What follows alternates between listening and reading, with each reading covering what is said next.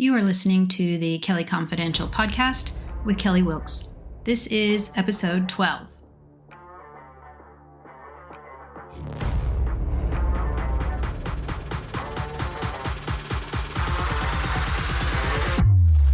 Welcome to the Kelly Confidential Show, where we talk negotiation essentials and those crucial conversations empowering extraordinary women. Real women, real issues. Let's jump in. Hey there, everybody. I hope you've had a great weekend. So this week, I'm here to help you gain some perspective on being the underdog and how to flip that to your advantage. Firstly, we all know negotiating can be stressful, especially in business, made harder still when we find ourselves cornered. Whether because we're the underdog or because we didn't see it coming, it can be an awful feeling.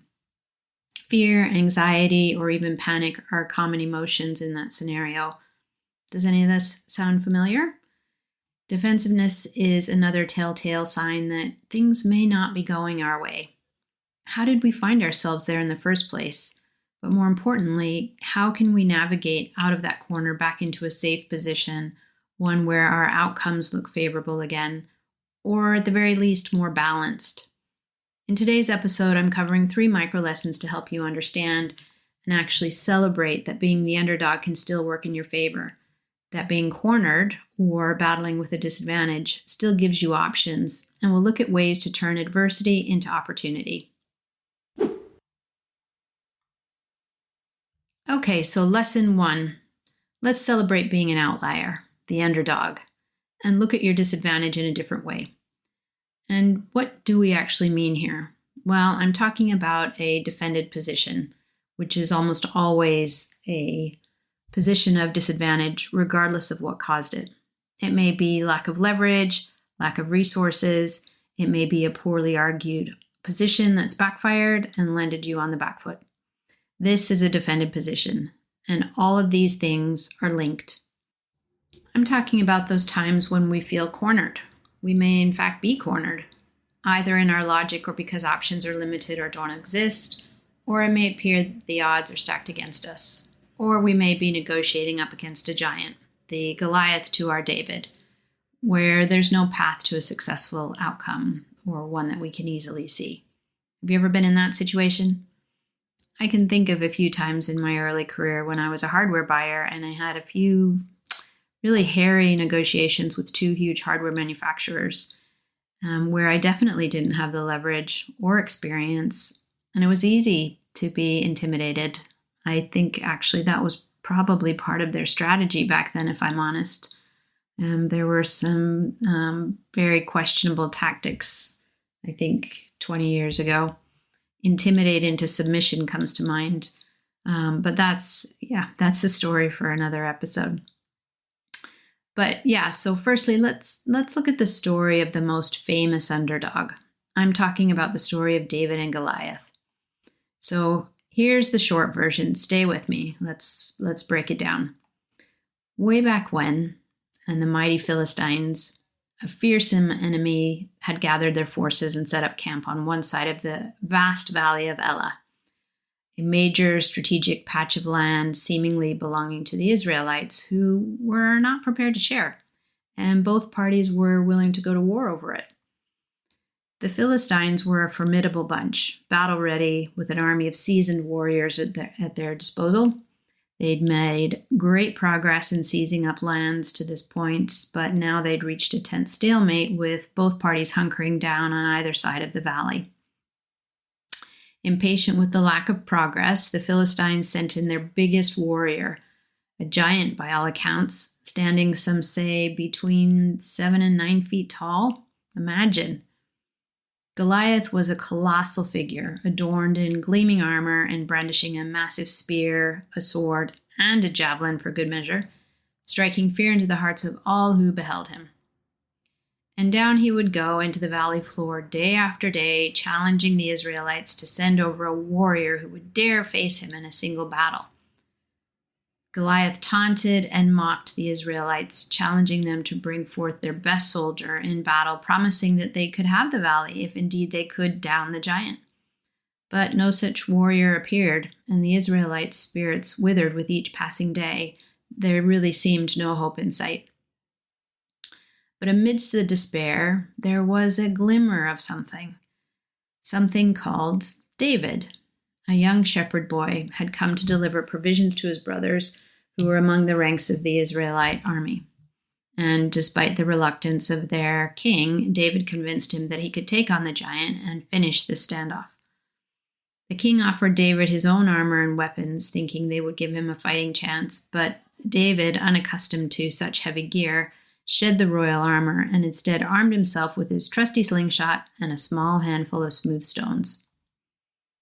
Goliath, on the other hand, battle-ready and expecting an equally huge opponent, suited up expecting to do battle with, someone like himself, someone who played by the same rules of combat. So he wore heavy metal armor and netting all over his body, a heavy metal helmet on his head, and he carried long, heavy metal-clad weapons instead to pierce through his opponent's own body armor and shields. But the giant opponent was not who showed up. As David descended down into the valley, it's told that Goliath sneered at the sight of this mere boy, mocking him and belittling his ridiculous, feeble weapon. A slingshot? Really?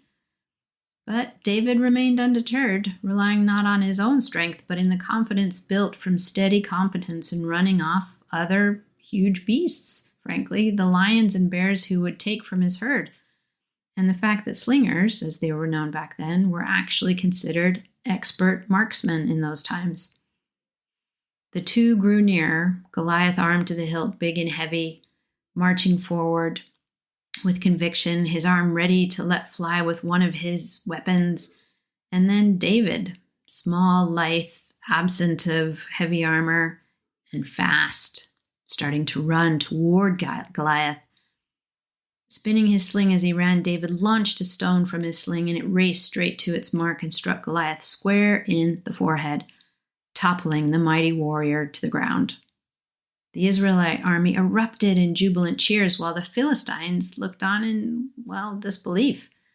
Now, having read many historic accounts of this exchange, it amuses me greatly how many, majority in fact, I think, write about the victory over the giant as a testament to unyielding faith and an indomitable spirit. But is that really what happened? It seems to me that this triumph was less to do with unyielding faith and more to do with Goliath, who made some assumptions that backfired. He was too heavy, he was too slow, and he was ill-prepared for the type of warrior that David presented.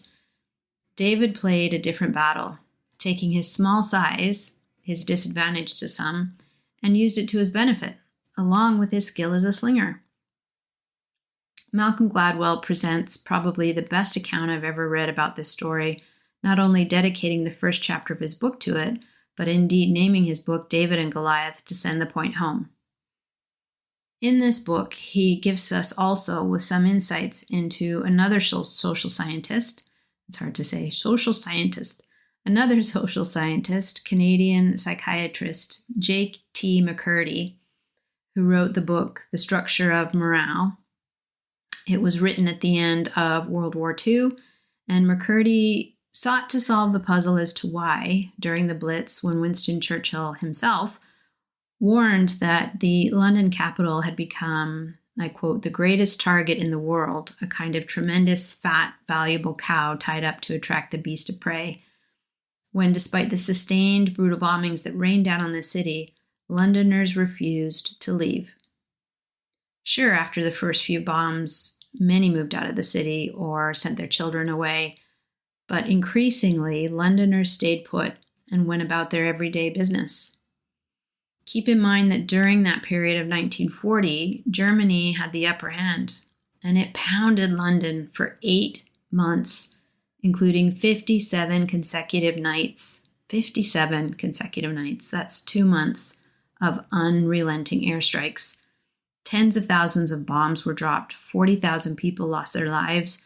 Over 1 million homes were destroyed, neighborhoods and communities flattened. And despite Churchill's worst fears and the Germans' hope that Britons would simply abandon the capital in terror and surrender it over, they stayed, proving every prediction wrong. They became more resilient and creative about where to shelter, and they stayed and they worked and lived amidst the bombs and the rubble. So why didn't they flee? And it seems from McCurdy's study that largely the people of London were less afraid with each passing strike. That doesn't make sense, does it? They were less afraid with each passing strike. Surely they'd be more traumatized. But that's not the case. He theorized that there were 3 classifications of human trauma, these being a direct hit, a near miss, and a remote miss, with the majority of the 8 million Londoners falling into the remote miss camp, which, unlike the other 2 categories, could instead produce, rightly or wrongly, feelings of invincibility, thus making the people of London feel largely unafraid. Now, Malcolm Gladwell summarizes this phenomena exceptionally well in his book, David and Goliath, as I mentioned, and he overlays McCurdy's theories to modern-day outliers to explain how someone so disadvantaged, whether through trauma, disability, or misfortune, can come away better off from the experience and go on to excel in life. Okay, now I'm not going to share any more of this book. For any negotiator or business leader, I just want to say this book is an absolute must-read.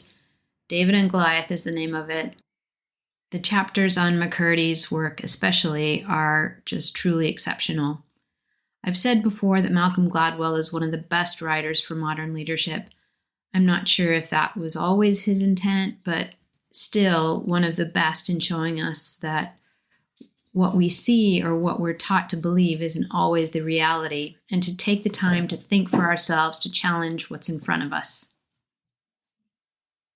And so back to David and Goliath, just to finish this off, he makes this point about thinking beyond the obvious when he wrote, "Giants are not what we think they are. The same qualities that appear to give them strength are often the sources of great weakness, and vice versa." True here in this example, right? With David, absolutely. David went to battle, but he played a different hand. He didn't do the expected. He wasn't the expected. And that's the point of looking at disadvantage in a different way. Should you play by the rules or follow your gut? Should you give in or compromise? Should you charge the enemy at the gates or fly a flag of truce? These are questions we'll explore in Lesson 2. Lesson 2, creating options. Okay, let's take a look at being cornered from another angle. There's a powerfully charged and exciting scene in The Last of the Mohicans where hero Daniel Day-Lewis is trapped in a fort, Fort William Henry, held by British soldiers and their families. 2,000 in total defending it in vain against the encroaching French armies amassed in a perimeter around the fort. The British have some supplies and a lot of ammunition, but they're inside the fort, totally surrounded, and totally outnumbered by nearly 6,000 French soldiers. The tactic used by the French is to pound them into submission by cutting off food supplies, depleting their availability of fighting men, exhausting their ammunition reserves, and then pouring soldiers into the breached fortifications. A basic tactic, but heavy-handed and extremely effective as a strategy. And frankly, the French are killing it. They are winning at it. The English forces then receive very bad news in the form of a message from an exhausted and haggard courier that the backup fleet of soldiers at nearby Fort Edward have themselves been cut off, and they are therefore unable to come to their rescue. The English commander, Colonel Monroe, understands the gravity of this message immediately. They will run out of ammunition and medical supplies within a day. They must get out of this position. The options are surrender, give it one last bloody fight, or send out covert soldiers to find reinforcements another way. Alas, a plan presents itself as French Commander Montcalm sends a proposition to the trapped and exhausted British leader. And it's a bit of a combination.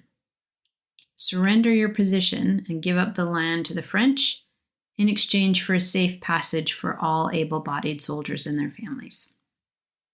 Now, this was not the outcome the English commander wanted, but he had to make the best of a terrible situation, truly terrible. He saw opportunity in the depths of despair. He could have stayed and he could have fought. His pride could have held out. And if his pride had held out, what choice would he have gone with, do you imagine? I think it would have been to have the one last bloody fight, right? But he didn't do that. He saw the opportunity was to save up to 2,000 lives, which, had he persisted with his former position, would have meant defeat in a bloody battle, really, and the French would have taken the fort and surrounding lands anyway. So the English commander accepted his proposition, but unfortunately, the French commander wasn't actually in a position to guarantee their safe passage, as there was a growing movement by the Iroquois, Ottawa, and Abenaki Indians who were fed up with the English encroachment on their lands and thus took matters into their own hands, and they ambushed the vulnerable and unsuspecting English soldiers and their families as they made their way to perceived safety, which in the movie ends really quite badly for nearly everyone except a handful of people, including our hero, Daniel Day-Lewis, his father, and his love interest. Now, a bit of a sidebar here. This movie is actually based on the 1826 book of the same name by James Fenimore Cooper. And what many people may not know is that the massacre at Fort William Henry, which occurs in the book and the movie, is based on an actual event in Massachusetts. Nearly 200 people were killed in the ambush after Commander Montcalm, the French commander, promised safe passage. And many, many others, soldiers and civilians, were badly, badly wounded in that ambush. Now, this story didn't have a happy ending, but it's still a good example of being cornered and seeing opportunity in the adversity. Colonel Monroe had options. Admittedly, all of them were terrible. And indeed, the outcome was tragic for so many. But his ability to regroup under pressure, to be adaptable, and choose the right option ultimately saved the lives of nearly 1,800 soldiers and their families. Right, on to lesson 3. In life, we often find ourselves facing seemingly insurmountable challenges. We become the underdog, staring at a formidable opponent, whether it be a personal setback, a professional obstacle, or societal barrier. And when the odds are so stacked against you and strategy and maneuvering are exhausted or aren't fitting for the circumstance, what else do you have to call on? What is the answer? So what is the answer? Well, it's to call on that bond you started building in the rapport phase. Remember one of my earlier podcasts on rapport building? Rapport building? Yes, I'm talking about that one. Give the other party a choice. Don't expect to get anywhere if the only path to your success is a single path. Remember my other podcast on having a plan B? Yeah, I'm talking about that one. And then revisit those options in calm, well-paced questioning and do all of this with respect and empathy and kindness. Now, I'm not talking about the made-up kind of empathy. So we're going to talk about empathy for a second here. And I'm not talking about the contrived kind. And I spoke about this in the same podcast on rapport building. And those that use the term fake it till you make it in a negotiation, I guarantee are likely to have short-term limited success or zero success because you simply can't fake empathy. And even if you could convince yourself that you can, it's impossible to sustain as an emotion. Now, people are inherently instinctual. Yes, of course, a lot of our brain receptors that are sharp on instincts as kids get smoothed over, conditioned over with age and experience, but they never really go away. And I teach this in my courses, that we should attempt to hone our instinct skills, not just because it makes us more savvy to approaching threats, but also because it enables us to be more person-centered and humanistic in reading our own feelings in relation to the other person. Also in reading the room and reading how others feel. Because one of the biggest secrets in negotiation is that it's not about you. It's about the other party. Because if it was really about you, you wouldn't need to negotiate, because you could just take that thing you wanted, right? So simple. But so you need to shift your energies into thinking about what they want, what the other party wants, what do they need, and how you can help them. So many people make this mistake going into negotiation. Well, firstly, they make it adversarial and about winning, and it's not about winning. And they focus on their needs. And the most effective negotiations are those where you are really focused on the other party. Because if you can keep them in mind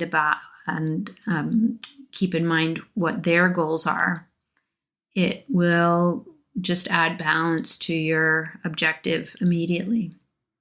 I know this seems a bit counterintuitive, but it's so true and so effective as soon as you embrace this mindset.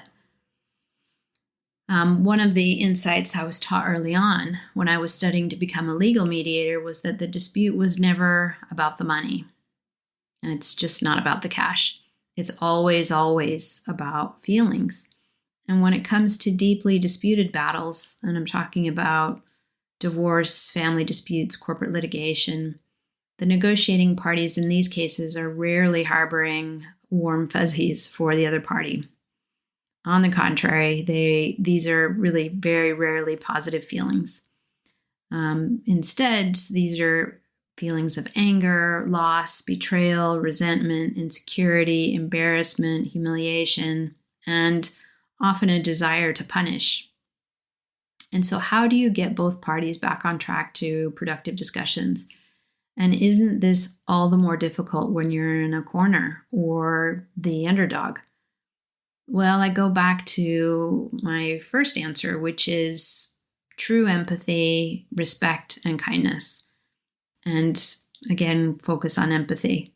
Now, listen, you don't have to like the person, but if you can put yourself in their shoes to understand or even feel the anger, this is empathy, feel the loss, the insecurity, and show them, tell them, through your actions, words, your tone, your volume, these things really matter, that you're listening, that you genuinely want to know more.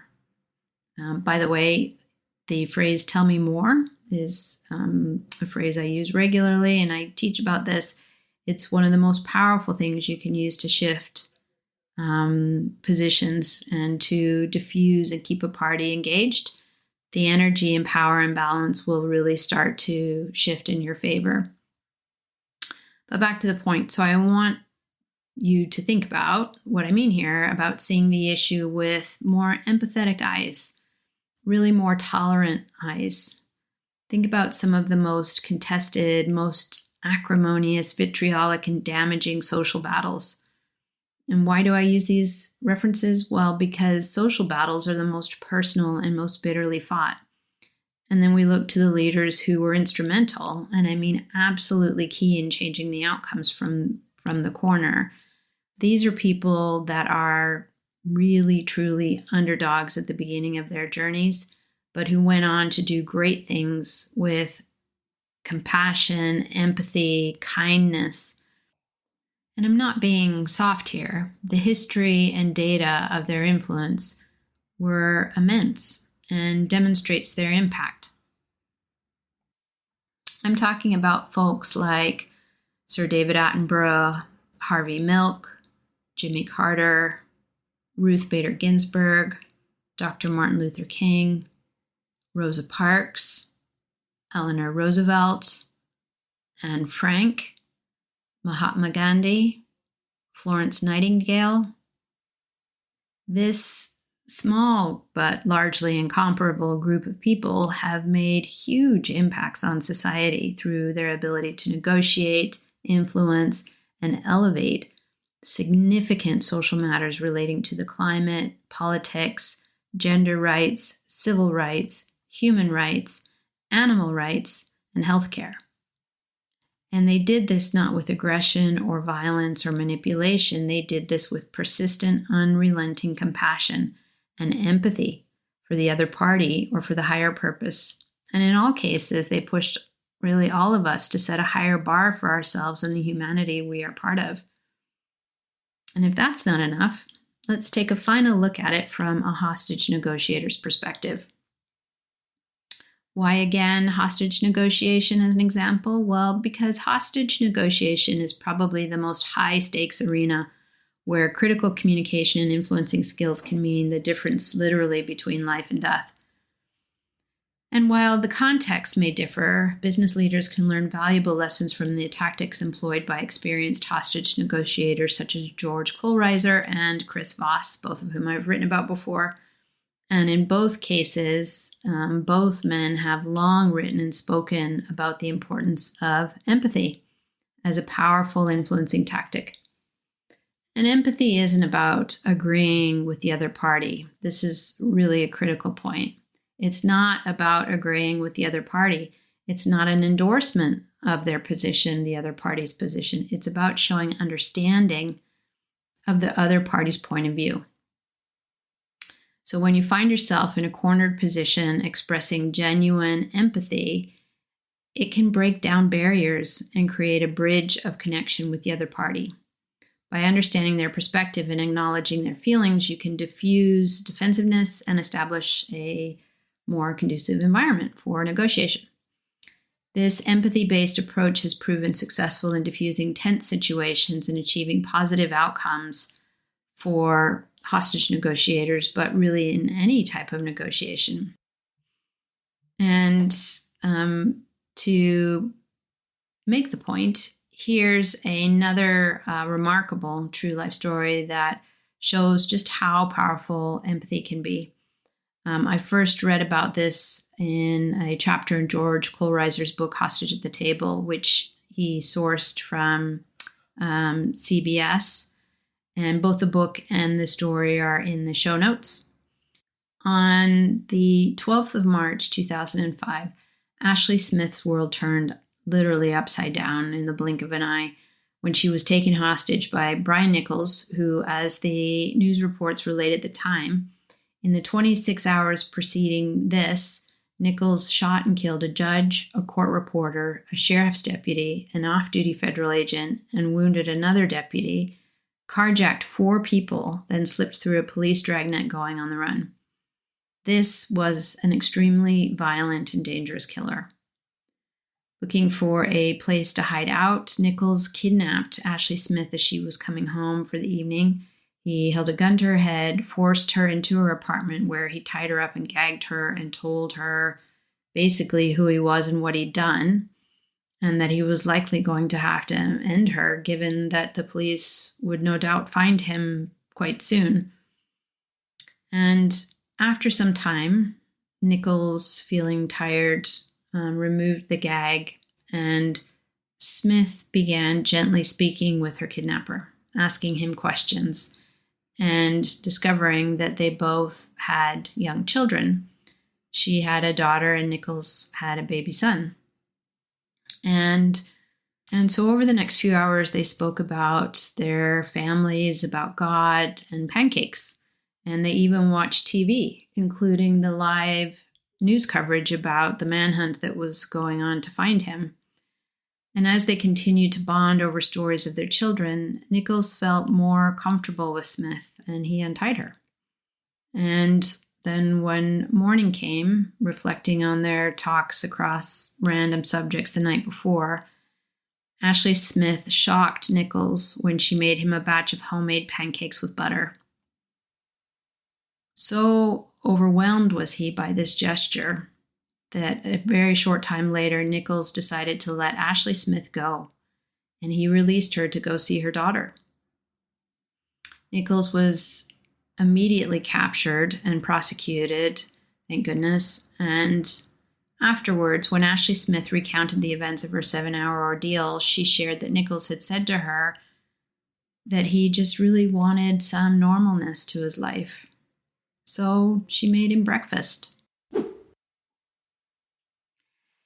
If you like my show and want to hear more of these topics, please give me a like and follow us.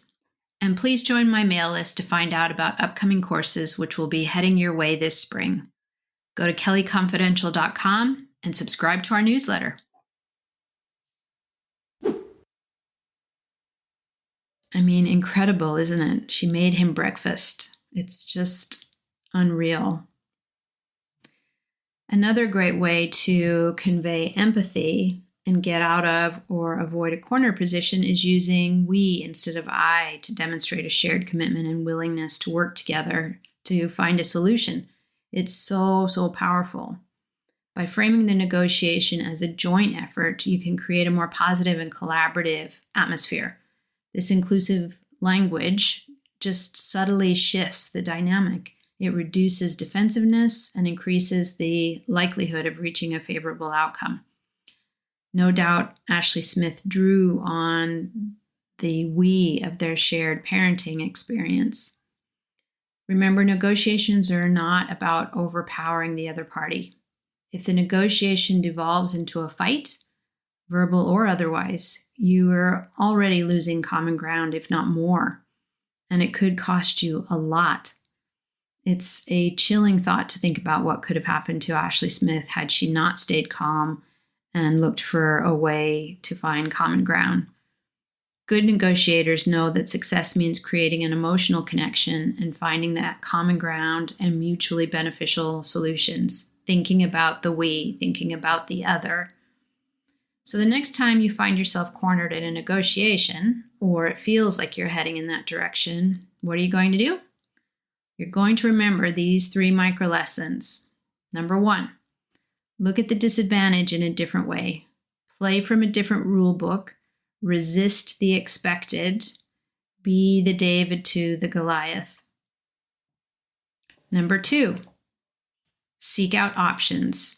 Adversity creates opportunity. The options presented may appear terrible, but continue to assess and look at the bigger picture. Remember what happened at Fort William Henry and play that back. There are opportunities in there. You just have to look for them. Number 3, be authentic and empathetic. Empathy is not an endorsement. It is demonstrable understanding of what the other thinks or feels. And empathy is a bridge, using I, we to show willingness and a desire for common goals is incredibly powerful. You don't even have to like the other person and they don't have to like you, but showing a level of respect and empathy to build that bridge is just profound. Employing any or all of these tactics will help you to navigate through difficult situations, achieve favorable outcomes, and emerge as a more skilled influencer in any negotiation. Above all, be kind and authentic with yourself. We don't always get it right the first time, so go easy when you're testing out your new skills. Trust me, it makes it so much easier to follow these practices if you do. Good luck. And hey, have a great week ahead. We'll see you really soon.